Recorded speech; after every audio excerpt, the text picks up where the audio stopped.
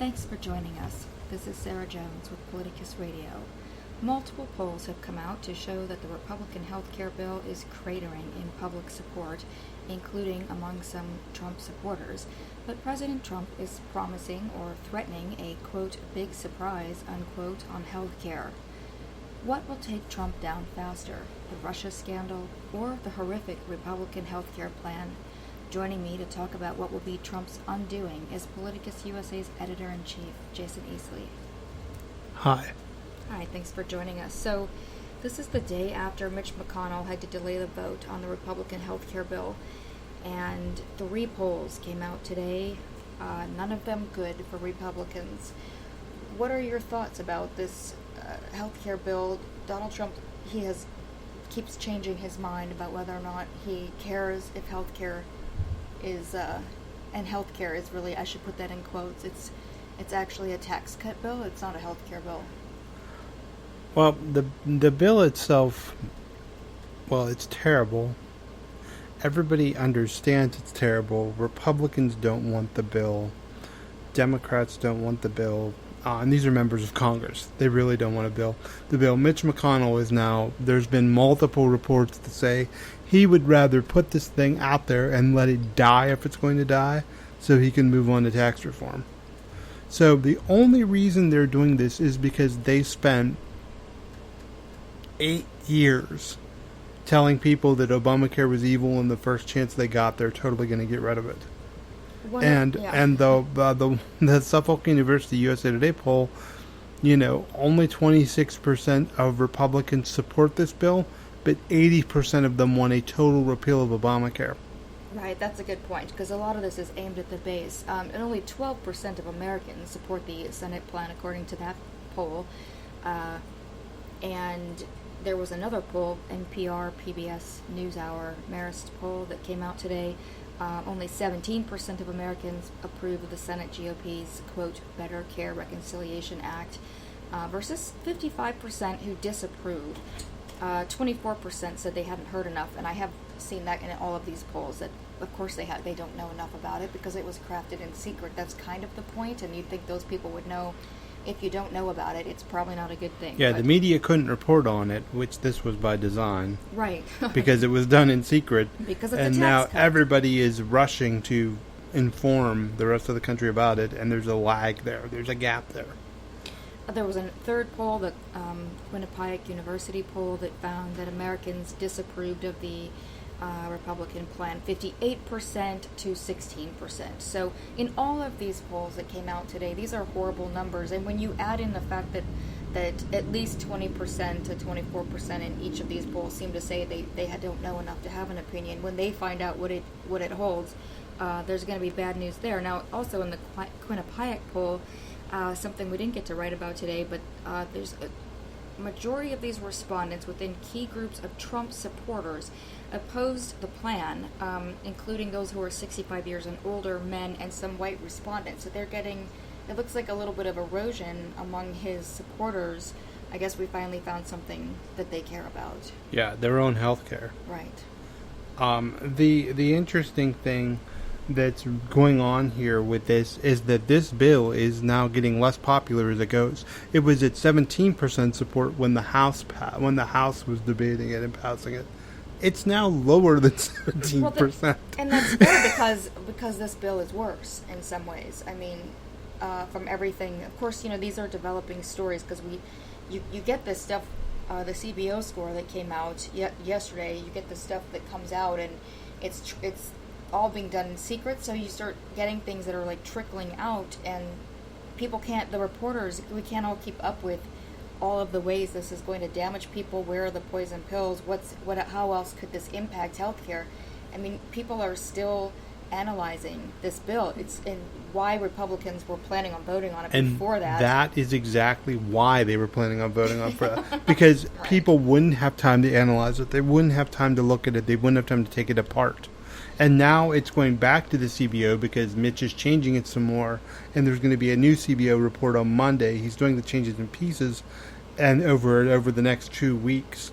So that was the whole goal. I mean, that's why yesterday's delay of the vote was such a big deal.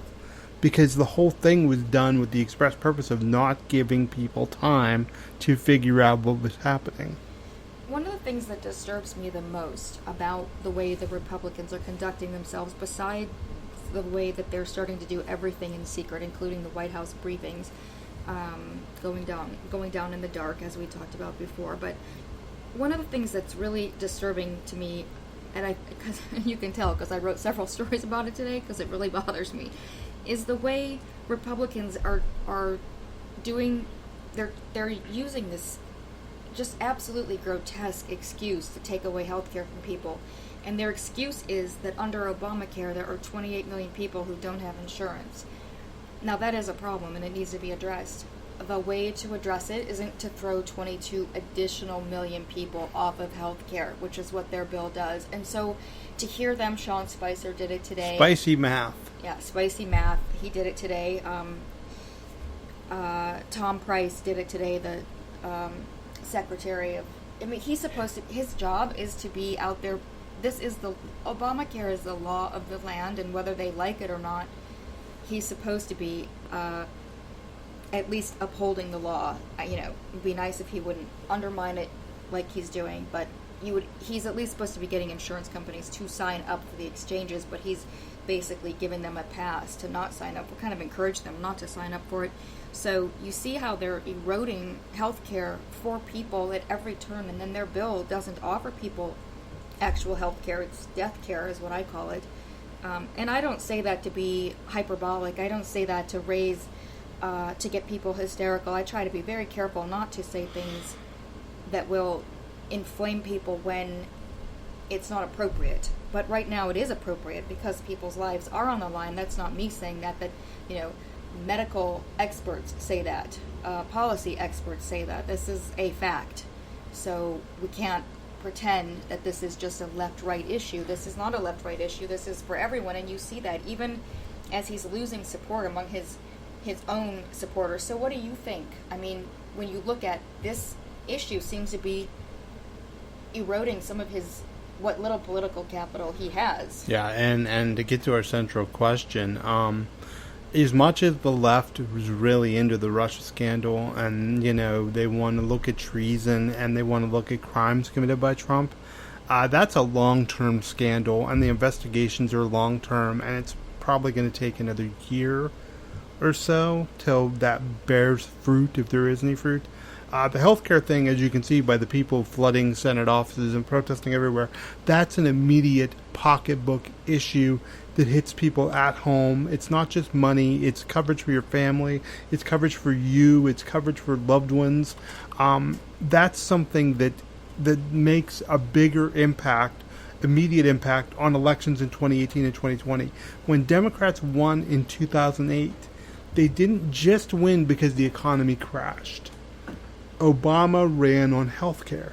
Healthcare was one of the central themes of his campaign, which is why, for the life of me, I cannot understand why Republicans would intentionally give Democrats a club to beat them over the heads with that has been so successful as an issue against them. Well, I'm going to posit an idea here, and that is that Republicans they know that the Russians are still attacking our elections. This is a fact, so we don't know what's going to come of it, but we know that they're still attacking our country and attacking our elections. And it looks to me as if, and so this is a theory, this is not a fact, so everyone knows that. It looks to me as if these two ideas actually that we're talking about are intertwined, because right now Republicans, through gerrymandering, through a variety of ways of the epistemic closure of the right-wing media, but also with Russia's help, feel very safe. They feel that these issues won't touch them, that they can do whatever they want, and that's why they were going to pass this in the dark, basically, not having any public debate. But see, interestingly, if they thought they were totally safe, they would do this in public.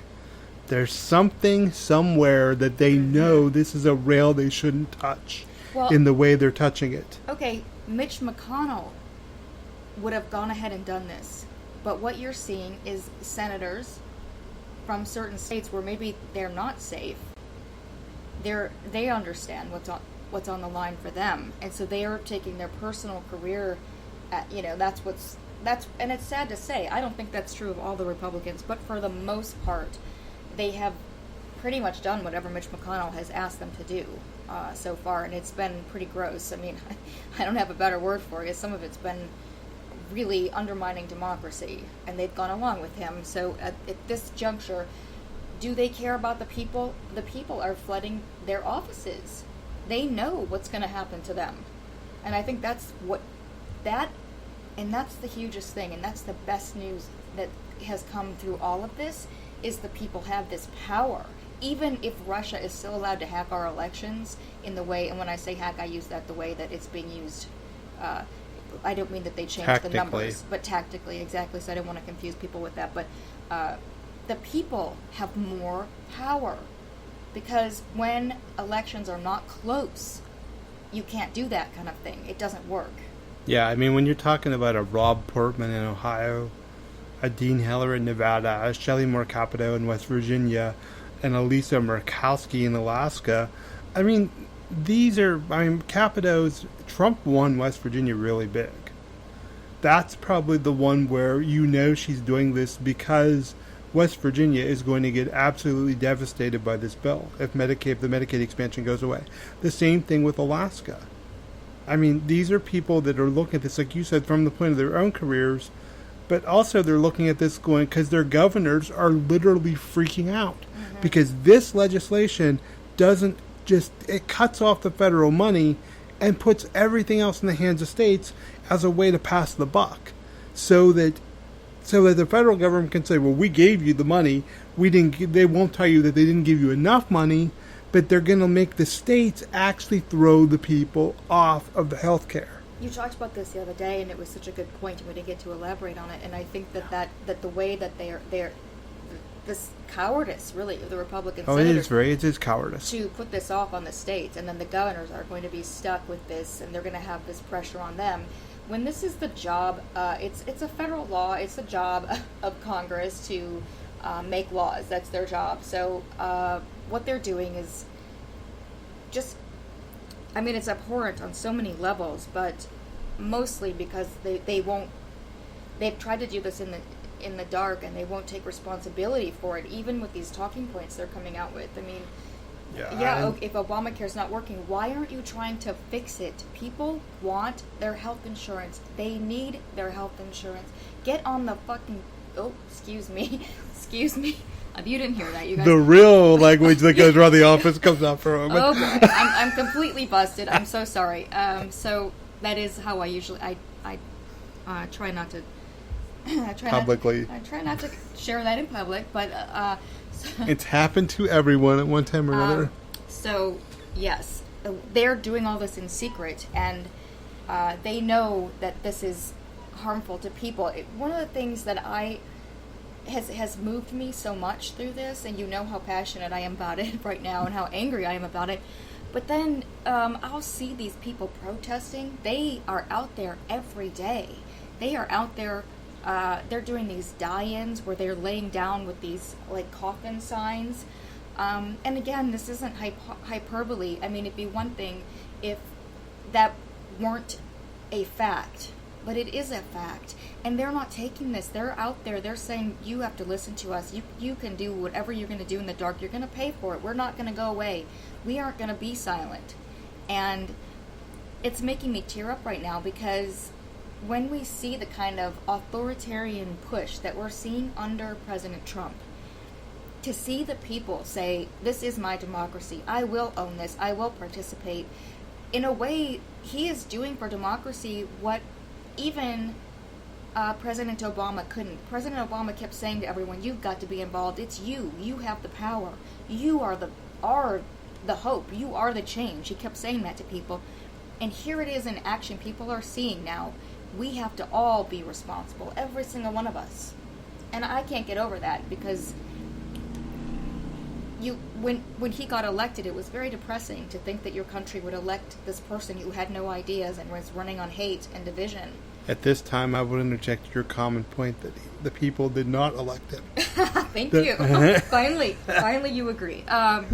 I'm just making your point because I don't want you to get off, your usual. That is my point. The people did not elect him, and I like to remind people of that because it's easily forgotten. Not only because he lost by such